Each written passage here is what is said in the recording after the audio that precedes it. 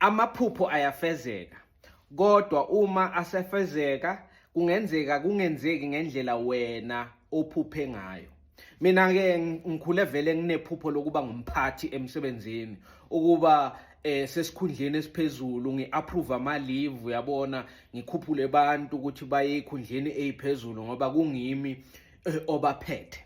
So namuhla ekuseni mangivuka ngicabanga ngempilo yami, ngithi eish, solo angibi ngumphathi, ngisacabanga nje ngaloko vele kukhala ifoni.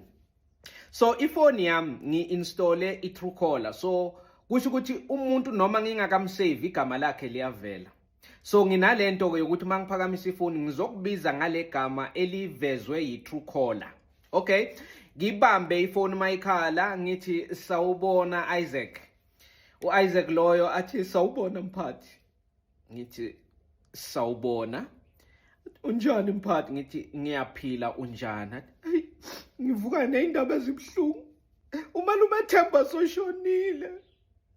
Umalume nguye ongikhulisile ongenzela yonke into. Ayi vele uyakhala u-Isaac. Ngithi Isaac, ngicela udonse umoya ukhulume kahle. Mphathi njengoba ngikufonela nje ngeke ngisakhona ukuze emsebenzini. Kumele ngiye eNewcastle ngoba vele sengimo omdala ekhaya. Kulonyaka ophelile bengicwaba ubhuti omdala, i-firstborn yasekhaya. Kulonyaka lona sengicwaba umalume osikhulisile. Ngithi Isaac, ngiyaxolisa ukuzwa lokho. Alwehlanga olingehlanga. Ngicela udonse umoya, uphuze amanzi. Ya mphathi, inamba zakho mphathi ngiyithole kusonto wase-reception. Ngiyaxolisa ukuthi ngikufonele ekseni. Yini ngathi usalele nje, ivoice yakho ayifani neyasemhleni. Ngithi ingoba ngithi ngisaphendula ngele airtime izophela. Okay, ngizokubona ngathi uyazi kodwa ukuthi uma ubuye emsebenzini kumele uphathini. Ngoba ngiyabona ukuthi ngathi akekho interested kwezinye izinto, ukuthi i-wrong number noma kusi-wrong number, ukhuluma nomuntu o-right noma akakhulumi nomuntu ongiyena, yabona. Athi ngiyazi mele ngiphatheni i-death certificate ngizozana. Ngithi hayi no, uma uzobuya namaphepha akhombayo ukuthi vele ubungcwaba akunankinga, phephisa ndoda yamadoda. Ngabeka ucingo lwami phansi.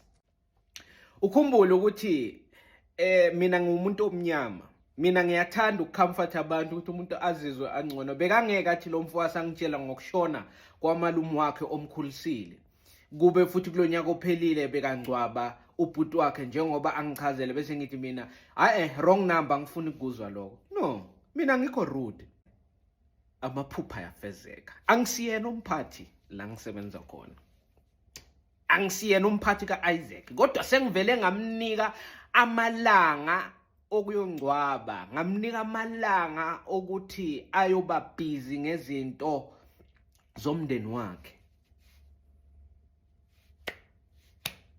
Engiyibuza kona nje ukuthi uma sekabuyela emsebenzini kuthiwa manje wavele wanyamalala wangasitsheli ukuthi ubuye ongcwaba, kuzokwenzakalani? Like manje sengifuna kuba ngathi ngaba yimpungane, yabona, ngindize la yosebenza khona. Ngathi manje nginga-researcha, ngathi ngingam-investigate ukuthi usebenzaphi, bese ngale langa ayophindela ngale emsebenzini ngibe khona ngizozwa ukuthi kuyokwenzakalani, ngoba yena uzitshela nje kungimanje ukuthi hayi ukhulume nomphathi o-right. Manje ngiyacabanga futhi ukuthi ngimfakele imessage ukuthi ngithi igama lami ngingithokozani Dladla, angisiyena umphathi wakho, ngicela ufonele umphathi wakho okungiyena. Kodwa manje sekuzoba ngathi mina ngingumuntu onamanga noma othanda izindaba, ukuthi yindaba ngilalele yonke indaba yokushona kwamalume wakhe, ngalalela izinhlungu zomndeni wakhe, ngaphinde futhi ngamnika nemvumo yokuthi angeze emsebenzini for malanga ayi2, abuye sekuyi-Monday. Uzocabanga ukuthi ngiphici ngimuntu onamanga othanda izindaba. No, ngizoyiyeka nje into njobi nje. Uma phinda ngifonela ngizomtshela ukuthi bengifuna ukukutshela ukuthi awukhulumi nalomuntu omfunayo wena, angisiyena umphathi wakho, but azange unginike ithuba in case afone.